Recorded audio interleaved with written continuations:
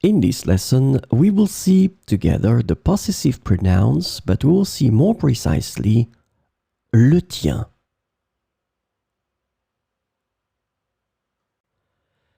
So, of course, the question is, what are the possessive pronouns?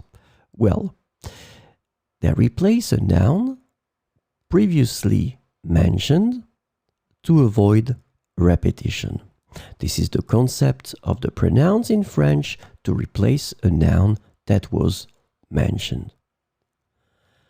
They are used to indicate ownership or possession. So that's the important thing, and that's the reason why we call them possessive pronouns.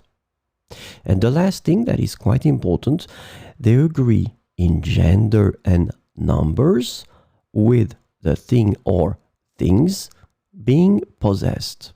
So you will have to choose your pronouns according to the gender and the number of the things they replace.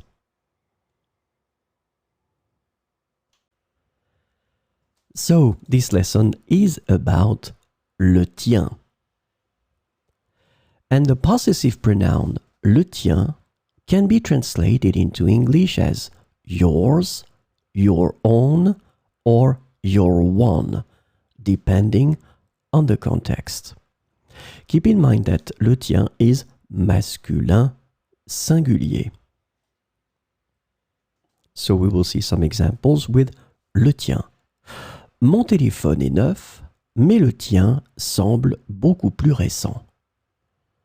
Mon téléphone est neuf, mais le tien semble beaucoup plus récent. J'aime son choix de musique, mais le tien est plus sympa. J'aime son choix de musique, mais le tien est plus sympa.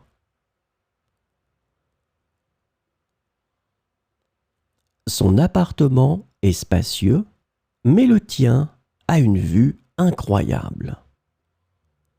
Son appartement est spacieux, mais le tien a une vue incroyable.